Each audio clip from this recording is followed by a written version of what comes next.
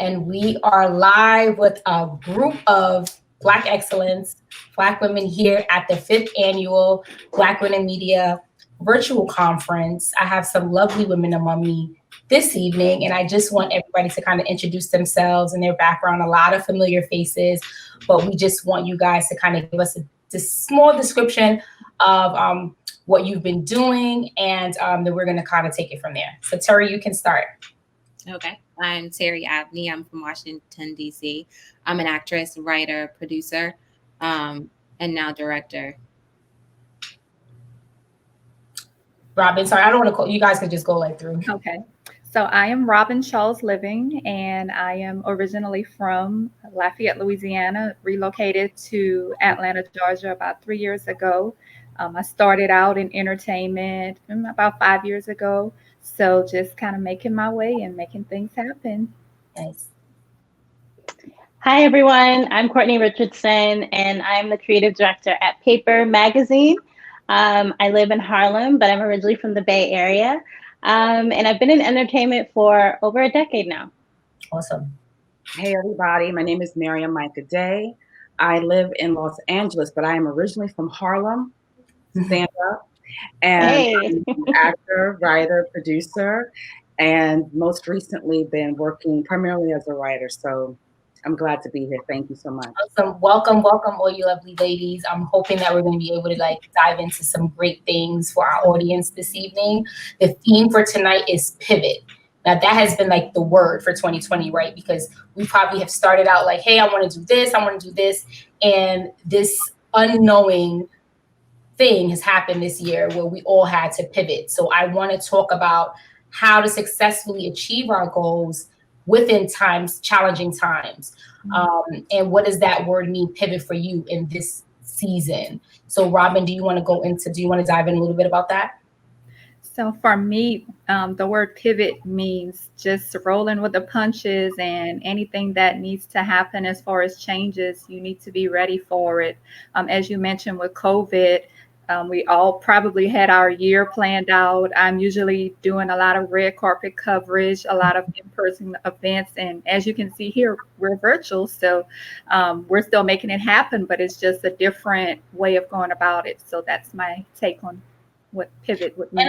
And I think that pivot, I guess in the entertainment industry, you have to be a queen of pivoting, right, Courtney? So what do you think about that? Is it something, I know that it was unexpected, but is it something that you're kind of able to do easily? Yeah, I think pivoting, for me, when I think of that word, it represents resilience.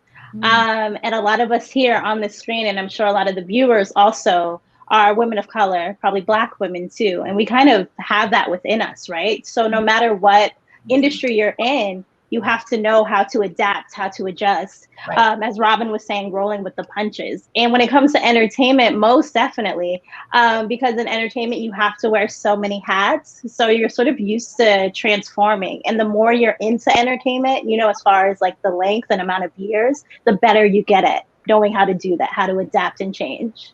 Right. And then another thing is I want us to give examples of how you've been able to pivot this year. For me, of course, I'm home. I'm doing everything from home. I teach.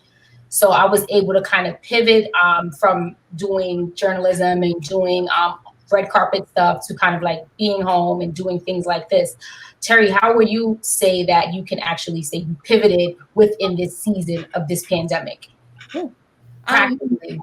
Practically, I guess it's kind of what everyone else is saying. It's just being able to go with the flow or to maneuver and go in an opposite direction once you realize that you hit an obstacle. And so for me, being an actress and realizing that all of the studios were shut down, I knew that I had the ability, one, to be able to act, two, to be able to write, and then access to cameras. So I started to create my own projects. And then those projects have made waves within the industry throughout this year. So for me, it just really helped me to tap more into my creative side and my passion, hire my friends.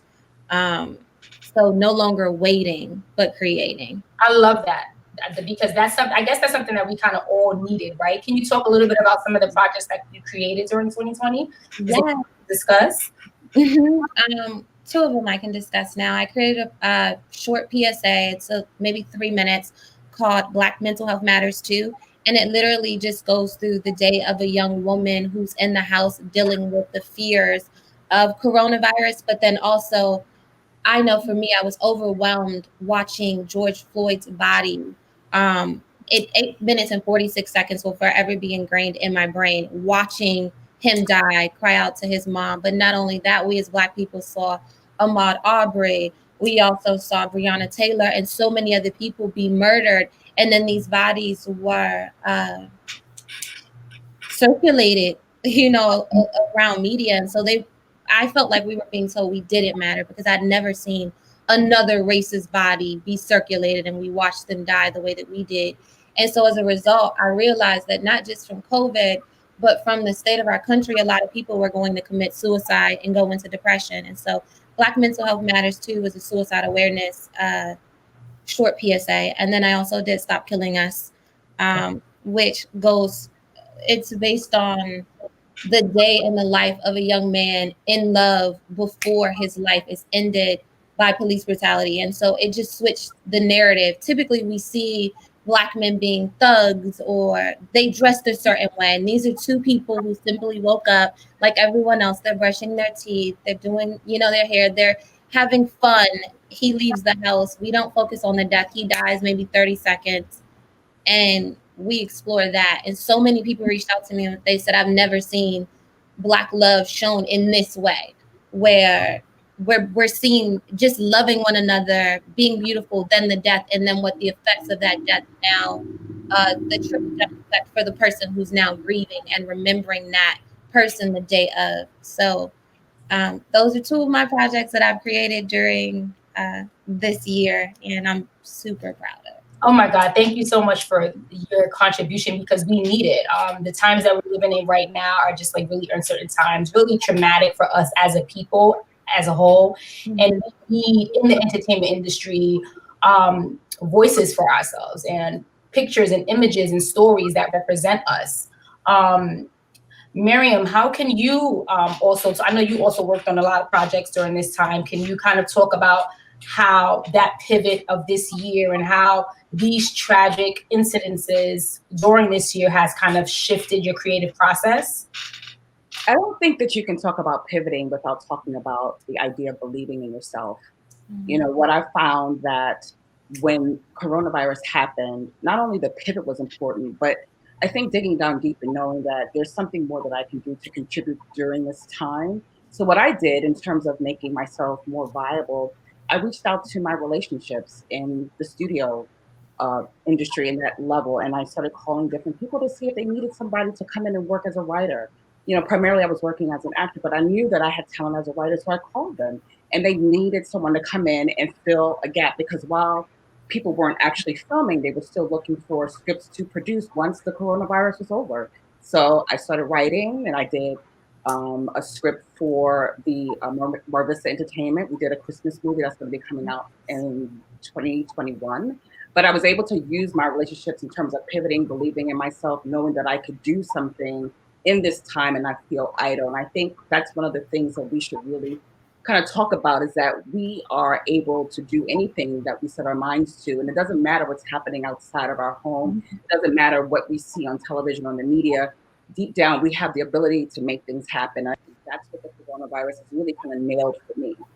Right. All of us, I guess, have learned something different from it. Has anybody taken the time to just like be still within this time, like not creating, let's talk a little bit about that. Does anybody kind of want to chime in on that point? I think there's an opportunity to have both busyness and stillness. I think there is a yin and yang to that. When you're creating, you do have to allow the muse to come in, especially if you're working as an artist. You need to really be able to create that room so that you can create and be busy and do those kinds of things. Right. Just to piggyback off what she said about being both busy and still, starting off initially, I did take a little break just to kind of gather myself and kind of process everything that was going on with COVID and, just trying to make sure I had my ducks in a row. But then after that, I said, I'm going to use this time and utilize it because there may not be another time where I have this much time on my hands to create. So I got into my creativity and started a podcast called the Throwback Zone. And we started doing it via Zoom. And we are wrapping up our first season. Awesome. And hopefully, once this COVID thing is gone, we'll be able to pitch it to some networks and get it on television. So, just getting it together, get your mind together, get your thoughts together. It's okay to take a break, but you can do both, be productive and take a break at the same time. Right. So, Court, how has this kind of season of stillness and busyness at the same time helped your creative process? Yeah, so for me, I definitely think this is the season of creativity, right? So for me, I utilize the opportunity to sort of amplify our voices. I don't think even in our lifetime here today that people have really kind of focused in on people of color, whether they mean well or don't. But for me, I utilize that time to amplify us in our stories. And I actually started a dedicated series with Paper called Booked and Busy. And for me, it was kind of really about sort of highlighting and sharing Black-owned brands and entrepreneurs. So I kind of wanted to spread Black joy in that way. In the world of media and entertainment, there's not a lot of people who look like us. And so it was an opportunity and is an opportunity to shine a light and allow people who look like us, who own these amazing companies and brands and have amazing stories to share, to have a platform like Paper, for instance, to highlight them. So I actually sort of use this time to amplify who we are and show our greatness and our excellence. That's amazing that each and every one of you has really like reached back to kind of give somebody else like a platform. How important is that for Black women to advocate for one another? For me, it's extremely important. And when I think about what I envision for myself, because since I've started to create now, I see myself owning my own studio and starting my own production company. I recognize that it is on us. I think Issa Rae said it, like a lot of times we want to look up instead of looking across, like who's next to me, and not just who's next to me as I go up. Who have I worked with, or who do I respect, or what person of color can I open the door for so they can come in after me and then they can open a door? It's up to us to continue to open doors for women and people of color so that we see ourselves at the table and that we're not the only person at the table fighting to be heard and fighting to pull someone else in. We create our own avenues. We create content that reflects us, and we have people that look like us working for and with us. And so I personally recognize how important it is. And sometimes, I see when I do things like this, people feel like I'm too Black or pro-Black is what I mean. But I'd rather be too, for us than for everything else. Right. Everyone else is they're for their people. And I love our people. So I want to be able to see more people that look like me in spaces with me. Right.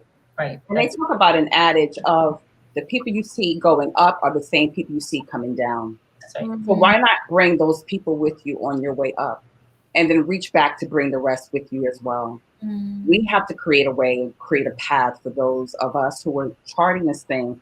And coincidentally, now that, Black is in, they're looking for more of us to do more things. So why not take advantage of this opportunity? Let's make these things happen. And that's exactly what we should be doing and are doing. I love that because a lot of people always ask, like, what's the start? Of course, I want to hear each and every one of you guys' start, right? But in the time that we're in the information time and the technology time, like Terry said, like she was just able to take her camera and just create, So I know a lot of women want to hear, how did they start or how did they get their start? But everybody has a platform now. Like once you have social media, you have your platform. Right. So I want to talk about each and every one of you guys' start just to encourage some young women that maybe that are going to be watching this. And then also just like you said, get out there kind of like and grab your camera and create. If you have an idea and you have something that you want to do, just create. So Robin, can you talk about like your start into the entertainment industry and how you can, encourage a young woman that may be discouraged and saying like, I don't know how I'm going to get my foot in the door. Right. Okay. So for me, I started out with my first platform, Unrivaled Magazine, and it was covering anything from entertainment to hair, and it was just all over the place. So I had to go back and regroup and find my niche. And after that, it started to come into place. So what I want to tell the young women is, even if it doesn't work out the first time, you don't have to give up. Just go back, reorganize, re-strategize, and see what works. Kind of see what doesn't work, and kind of put your plan into action. But giving up is not an option. So from there, I started the Throwback Zone, which covers nostalgia. So it kind of bridges the gap between then and now. So we have artists that we interview from the 90s and the 80s all the way up to present. So we just want to bridge the gap and kind of keep everybody in the know, from knowing their past to knowing what's going on currently. So since doing that and just really focusing on that aspect of the entertainment industry, we've had much more success, opposed to just being everywhere and just a mess and all over. So I would tell the young women, just make sure that you have your niche, you know what you want to do. And even if it doesn't work out the first time, don't give up. You can always go back to the drawing board. That's right. I love that. Miriam, I know you have like your breakout role in This Is Us.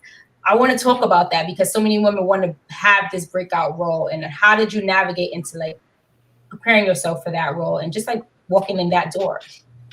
Well, if you've seen the episodes that I did, I worked with one of the lead characters and their child, and I have a daughter who I had at very late in life, shortly after my husband passed away very suddenly. And part of the story, if you watch This Is Us, it's a lot of trauma, a lot of family bonding. And so what I did to prepare for that role was really just tapping in to my personal experiences as a mother and then as a single mother, and what that felt like and looked like. And I was able to bring that to the table. So one of the things I did too was just really locking into who he was and what he was looking for as an artist. But in doing the work as an actor, I want to just bring that around to doing the work as a writer, because my understanding of the script and knowing what that means to see the words on the page and applying my knowledge as a writer to the work as an actor actually helped me book that job. And I just wanted to say the questions that you asked earlier about, understanding if there's an opportunity to kind of break in. I wasn't always hired as an actor. Growing up in New York and coming through the business in New York, I started off in Broadway. I was a dancer who had to teach herself how to do other things because people weren't always hiring the dark-skinned girl. Right. I had very few opportunities coming through in New York. I was on Law and Order one time, but they didn't see me again. So you had to create your own way. So what I wanted to say about just working as an actor on This Is Us and then pivoting to writing is you can create your own way by creating your own path and teaching yourself how to do it. I didn't go to film school, and I'm writing for studios right now. Awesome. So you can do anything you set your mind to. There's no reason why you can't do this thing like I did. I created a course on it. If you guys want to hear more about it, you can always check it out on my website. It's called Steal the Show, where you can teach yourself how to do it. So that's all I wanted to add about that. That's amazing. So Terry, what about you? Like your start? How could you, talk a little bit about your start and encourage a young woman that's like, hey, I'm about to give up on this thing. I'm not breaking in. I'm not breaking through. Talk about your start and if you were ever at that point of I want to stop, what encouraged you to keep going? My why. I want to stop all the time. The entertainment industry isn't an easy thing. Some people, they look at you and they see your successes, but they don't see all of the no's that you get as an actress. I started acting, I think I did my first play that I remember at 7 years old. I went to performing arts high school. I studied theater in college. I've had agents, and for 2 years wasn't getting more than 3 auditions a year. I was begging like, what can I do? What headshots? What this? What that? My first film I booked at 16 or 17 years old, but that took a year. That took them a year to decide that I was the person. And when I got the person, I wasn't cute enough. They wanted a mixed girl. I didn't look mixed enough. My hair wasn't straight enough or long enough. My eyes weren't light enough. So they booked another girl. And then that came back around to us working together and me being the stronger actor and having worked with Anjanou Ellis, God bless her, one of the dopest people I've ever worked with, and Karamu Kush, and them fighting for me to be the lead. Like that Terry is the stronger actress.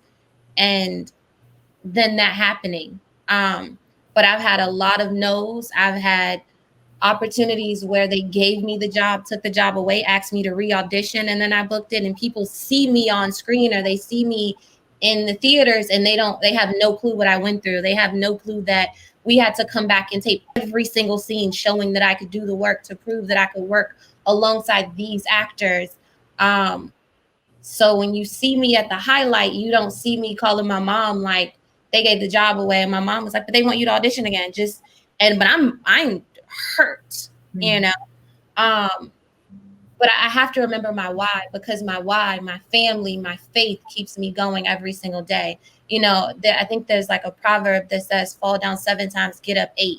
So every time I fall down, it's just, it really is, it's a setup for a come up. You know what I mean? It's a setback for a comeback. And I just have to remind myself, it's an obstacle, but I can go around. Like, I just have to find a different way to pivot around this mountain.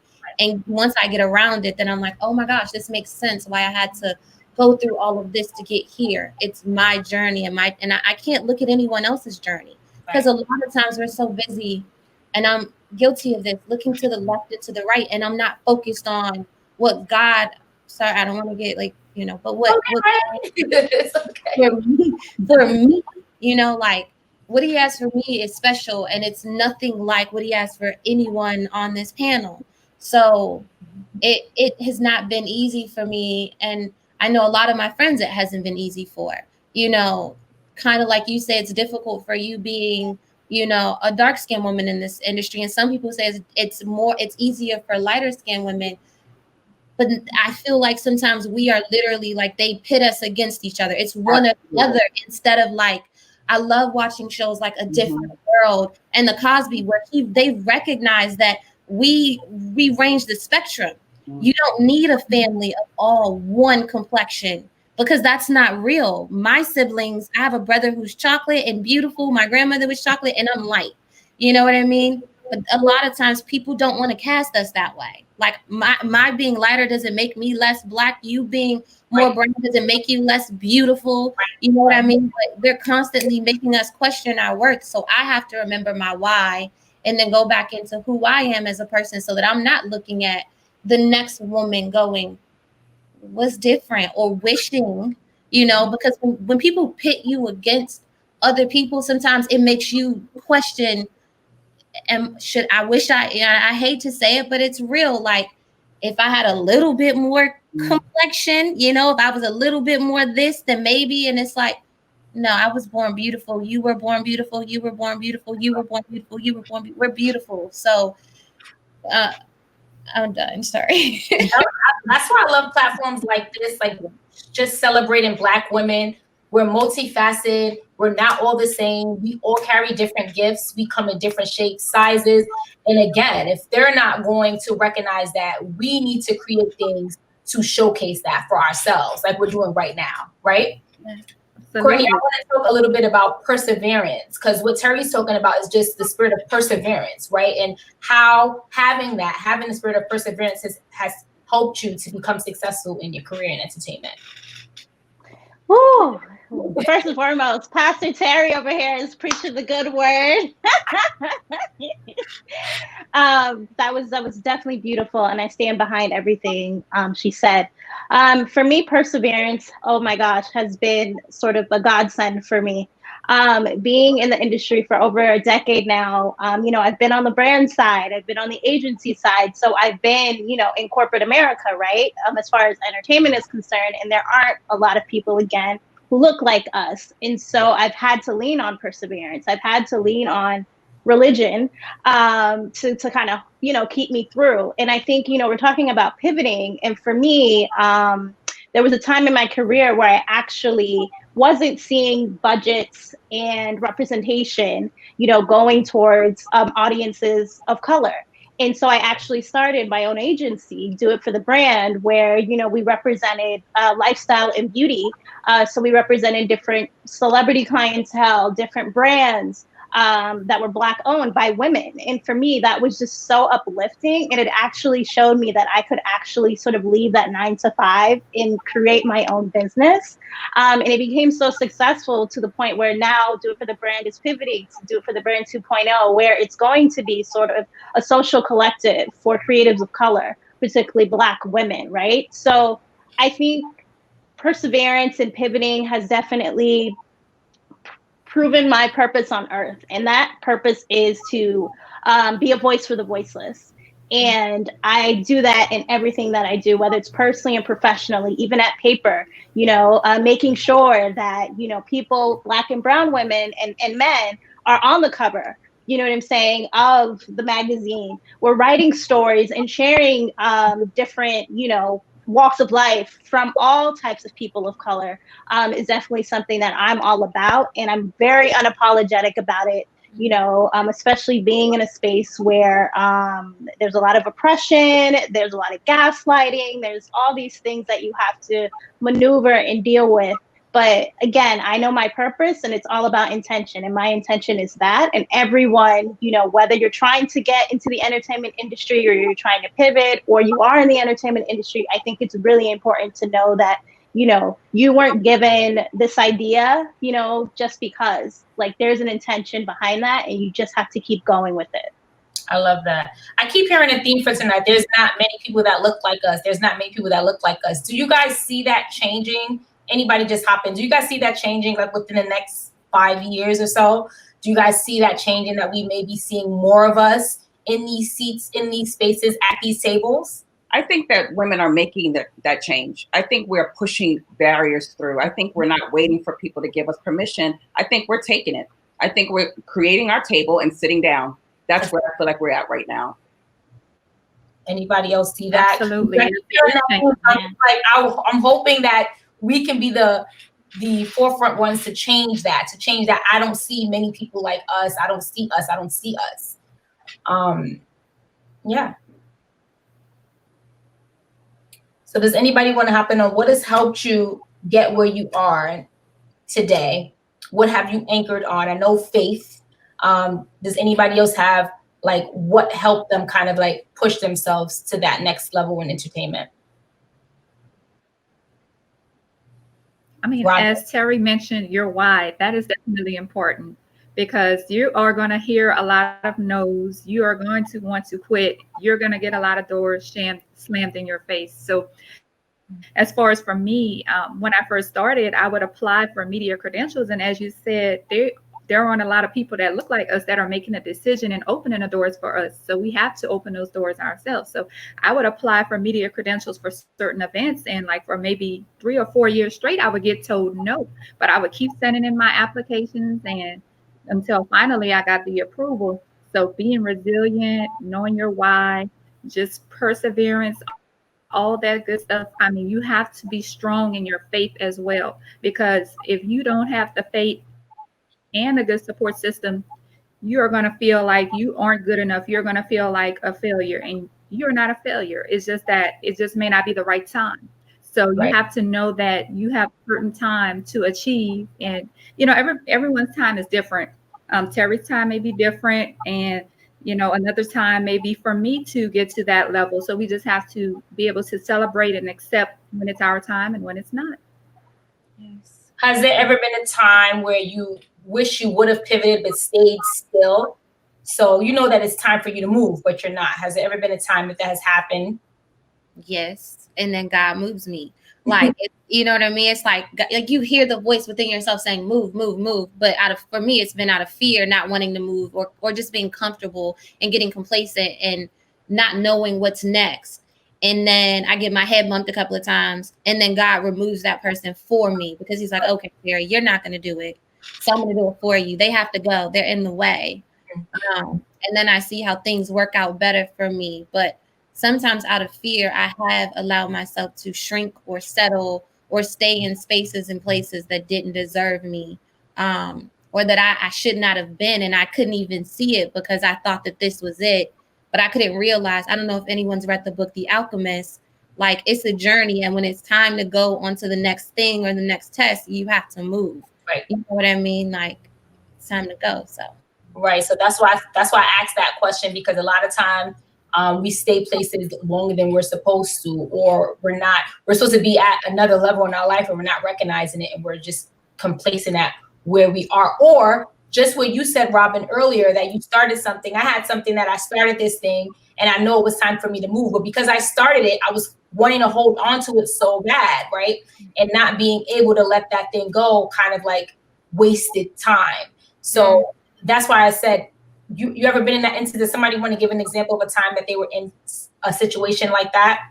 No, but I want to add something to what you guys are saying, if you don't mind. Great. I just wanted to say that everything you guys are saying is spot on and on point, but I also think the universe will not allow you to miss this for you. If it's for you, it doesn't matter. It's still going to show up and be for you when the time is right. So I never think about, or I'm hoping that we can encourage them to think about the fear, because I love that Terry is saying that, like, fear is a real thing. It's a real obstacle that we have to overcome, but whatever's for you is for you no matter what. Right. So even if it comes 5 minutes later, it's still going to be there waiting for you to take it. Right. Right. Just for me, that topic has just been to know when to move. Right. Yeah. What promptings in you are telling you, like, it's time. Like, it's time for me to pivot. It's time for me to move. Just like with this whole year of the COVID-19, right? Yes, a lot of things have stopped, shifted. How did you know when it was like, you know what? Hey, I need to call this writer and I need to get this thing started. Like, that prompting in you, that's what we all kind of need in those seasons of change, right? Absolutely. Yeah. Okay, so how can we make a substantial difference with the work that we're doing? How can we make a substantial difference in America and in our culture with the work that we're doing? Well, I think having something like the Black Women in Media Conference and Awards, you know what I'm saying, is a great example of the work that's already being done. And I think it's important to acknowledge that, you know, no matter how small your contribution is, it adds, right? It's going to make some sort of impact, make a difference. Even if, you know, one person is touched by what we're saying today, you know what I'm saying? Like, that's an impact. If we can inspire and uplift someone, like, that is an impact. And I think all of us here are doing the work. And I think we are, you know, very sure of the work we're doing. We're very proud of the work we're doing. So if we continue that, it's just going to continue to go up from here. Right, right. Anybody else want to add to that? So for me, I was so inspired by each and every one of you ladies tonight. I know that the listeners will be also. Does anybody have anything that they would like to share with anybody before we kind of close this out for this evening? Encouraging words. I would say just keep going. Yeah. You know, don't look at what's on the left or to the right of you. Just stay focused. In fact, laser focus on your goals, laser focus on what you want. And don't allow people who can't see the vision contribute to your ideas and your dreams, because it ain't for everybody. It's between you and your creator. So just keep going and stay on the path. Don't give up. That's right. Robin, any last words for anyone? As we said, trust God's timing. God's timing is the ideal. We don't choose whenever we want something to happen. So trust God's timing. As we said before, if it's meant for you, it will happen. And don't let any naysayers get in your ear and make you feel that you aren't good enough, because you are good enough. We are all women of color, of excellence, and we are able to do amazing things when we put our minds to it. So keep going, keep persevering. Terry? I would say be intentional with everything that you do. For me, within the last year, I started to meditate. And when I stopped caring about what other people had to say and I could hear my own voice, which I believe is connected to the voice of the divine, the voice of God, then I started to have clarity in my own vision. And so I would say get still and trust that you have the answers within yourself. No one else can tell you who you are or what you should be doing. That's going to come from here. And when it starts to come from here, you'll start to get intentional, and you'll be intentional about what you want to put out into the world. And you'll operate from a place of love and not fear. Courtney? I'm sorry for calling you Court. No, that's totally fine. That's my nickname. We're all sisters here. It's a sisterhood, so that's totally fine. I'm gonna keep it short and sweet. Haters are gonna hate. Use that hate to motivate. At the end of the day, use that as your fuel to keep going.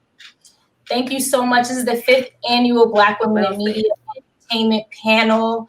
I am your host, Falasha Campbell, and I hope that you guys enjoyed that. I surely did. If you guys have any plugs, I know that somebody said they had a masterclass. Can you please state that? Any information that people might want to go on and get some info, please state it now. I know, Miriam, you said you had a masterclass. I have a class called Seal the Show. So on my website, iammicah.com. I'm sure you'll see some more information about it in the plugs leading up to this conference panel. Thank you so much, everyone. IAMYIKA, iammicah.com. Okay, anybody else? All right, thank you, ladies, so much. Bye. Oh, that